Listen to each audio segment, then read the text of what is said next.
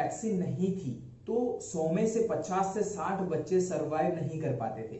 वो नंबर आज कम होते होते हुए 1 पे पहुंच गया है। तो आप समझ सकते हो कि वैक्सीन कितनी पावरफुल है एंड वैक्सीन की मदद से कितनी जानें बच रही है, राइट। तो यहाँ पे ऐसे में एक न्यूज आते हैं कि 15 अगस्त को एक वैक्सीन लॉन्च होने वाली है कोरोना की। अब लोगों को लगता है कि ये सही है क्योंकि एक न्यूज मीडिया एसोसिएटेड है ये न्यूज के पीछे।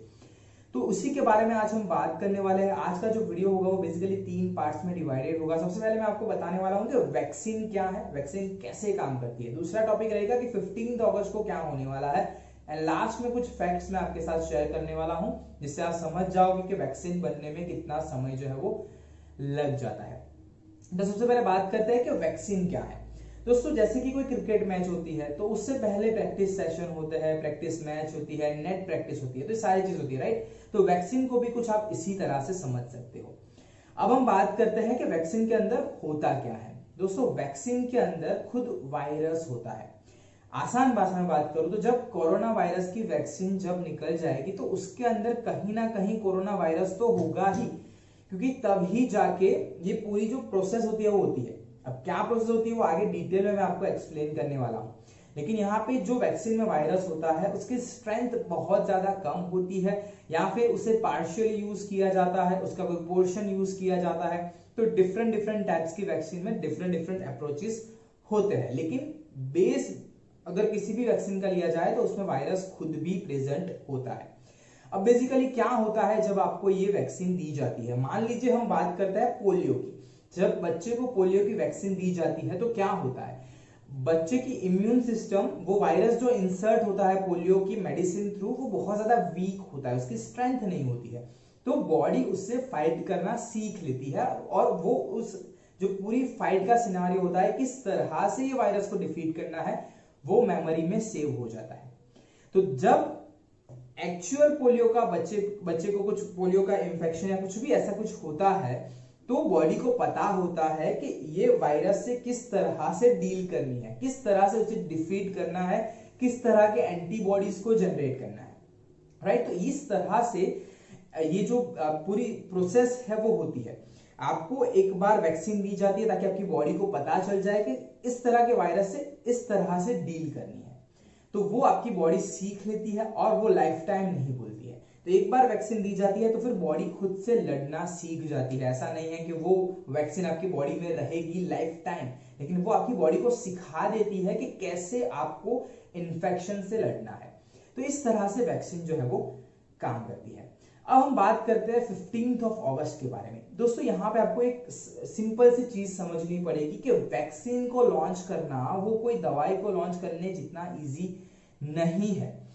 आम भाषा में बात की जाए तो वैक्सीन को लॉन्च होने में तकरीबन 4 से 5 साल का मिनिमम समय लगता है। लेकिन ये जो सिनारियो है, ये पैंडेमिक जो बहुत ही ज्यादा लोगों की जान ले चुका है, इस केस में सारी कंट्रीज कोऑपरेट कर रही है, सारे अप्रूवल जल्दी मिल सकते हैं। तो वो सारी चीजों को कंसीडर करके WHO वर्ल्ड हेल्थ ऑर्गेनाइजेशन ने कहा है कि इसकी वैक्सीन जो है वो 1 से 1.5 साल के अंदर हम लॉन्च कर सकते हैं। ऐसे में हमारे सामने एक न्यूज आता है कि 15 अगस्त को इंडिया में वैक्सीन लॉन्च होने वाली है। लेकिन वैक्सीन लॉन्च करने से पहले काफी ज्यादा चीजें करनी पड़ती है। उसमें सबसे पहला जो होता है वो है in vivo and in vitro trials. इसे कह सकते हैं हम क्लिनिकल एंड एनिमल टेस्टिंग। क्या होता है इसके अंदर, क्लिनिकल ट्रायल के अंदर लेबोरेटरी में वो वायरस होता है, वैक्सीन बना के देखा जाता है कि क्या ये यहाँ पे इफेक्टिव है। उसके बाद नेक्स्ट स्टेप आता है एनिमल टेस्टिंग। जैसे मान लीजिए एक डॉग है, उसको कोरोना वायरस का इन्फेक्शन दे दिया जाता है, फिर उस पर टेस्टिंग किए जाते हैं कि क्या ये वैक्सीन जो है वो काम कर रही है। उसके बाद गवर्नमेंट से अप्रूवल लेना पड़ता है क्लिनिकल ट्रायल्स के लिए, ह्यूमन क्लिनिकल ट्रायल्स। उसके बाद जब सारे रिजल्ट पॉजिटिव आते हैं तो डेटा को सबमिट किया जाता है। उसके बाद अप्रूवल मिलने पे उसका प्रोडक्शन जो है वो स्टार्ट होता है। प्रोडक्शन भी इतना इजी नहीं है, एक बड़े स्केल पे होता है, तो उसमें भी काफी ज्यादा इन्वेस्टमेंट एंड समय लग जाता है। अभी की बात करें तो WHO के हिसाब से सिर्फ एक ऐसी इंस्टीट्यूट है जिसपे हम भरोसा करके वेट कर सकते हैं, जो है ऑक्सफोर्ड यूनिवर्सिटी। ऑक्सफोर्ड यूनिवर्सिटी काफी लंबे समय से कोरोना की वैक्सीन बनाने की कोशिश कर रही थी। उन्होंने अपने प्री क्लिनिकल ट्रायल, जैसे मैंने आपको बताया clinical trials and animal testing complete कर लिए है और वो 1 जुलाई 2020 से अपने ह्यूमन ट्रायल्स ब्राजील में 5000 पीपल पे स्टार्ट करने वाले थे, लेकिन वो भी डिले हो चुके हैं। तो आपको समझना पड़ेगा कि जब ह्यूमन क्लिनिकल ट्रायल स्टार्ट होता है तो उसमें 1, 10, 15, 20, 50, 100, 1000 लोगों पे ट्रायल नहीं होता है। उसके बेसिस पे कोई भी डिसीजन नहीं लिया जा सकता है। उसमें एक बड़ी अमाउंट पे लोग इन्वॉल्व होते हैं। 5000, 10,000 से लेके 1 लाख तक ये नंबर जाता है। सारी चीजों को देखना पड़ता है कि ये किस तरह से काम करे, कितने परसेंटेज में इसने काम किया, वैक्सीन के बाद कोई साइड इफेक्ट तो नहीं हो रहा है, लंबे टाइम पे कोई साइड इफेक्ट तो नहीं हो रहे।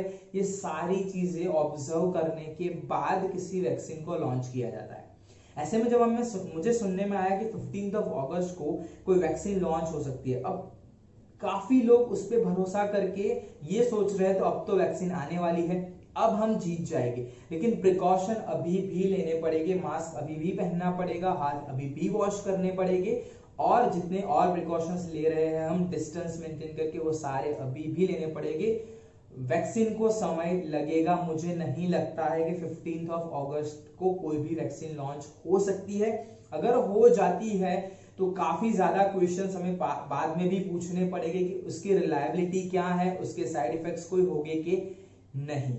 अब मैं आपको कुछ फैक्ट्स बताने वाला हूं जो आपको ध्यान से जरूर से सुनने चाहिए। दोस्तों, अब तक दुनिया में जो सबसे फास्टेस्ट वैक्सीन बनी हुई है उसे भी बनने में 4 साल का समय लग गया था।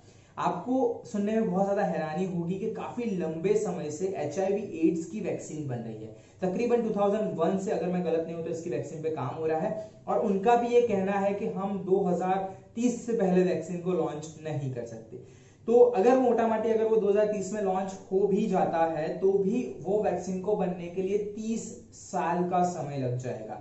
तो यहाँ पे आपको ये एक चीज समझनी पड़ेगी ठीक से कि वैक्सीन का बनना इतना इजी नहीं है। हमारे सामने काफी लोग आ जाते हैं, बाबा रामदेव जैसे, जो क्लेम करते हैं, लेकिन कुछ सवाल हमें उनसे भी पूछने चाहिए, जैसे कि क्या आपने क्लिनिकल ट्रायल कोई सीरियस पेशेंट पे किया, किसी ऐसे पेशेंट पे किया जो वेंटिलेटर पे था, किसी ऐसे पेशेंट पे किया जो आईसीयू में था, बहुत ज्यादा क्रिटिकल था, जिन्हें इम्यूनिटी के इंजेक्शंस लेने पड़ रहे हैं।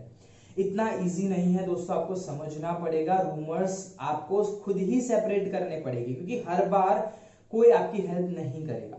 तो यहां पे आपको समझना पड़ेगा ये पूरी प्रोसेस को, वैक्सीन क्या है, कैसे काम करती है, कब किसी वैक्सीन को अप्रूवल मिल सकता है। तो मेरे हिसाब से हम सभी को मैं अगर इंडिया में वैक्सीन बनती है तो मुझे भी बहुत ज्यादा प्राउड होगा, लेकिन अब तक तो ह्यूमन क्लिनिकल ट्रायल्स भी स्टार्ट नहीं हुए भैया। 100-200 लोगों के ट्रायल के बेसिस पे कोई वैक्सीन को रिलीज नहीं किया जाएगा। 5000, 10,000, 50,000 लोगों का क्लिनिकल ट्रायल होता है। आपको लगता है कि आज की तारीख जो है वो 9 जुलाई है, तो क्या आपको लगता है 1 महीने के अंदर या 1 महीने के बाद या 2 महीने में इतने ट्रायल्स कंप्लीट हो सकते हैं?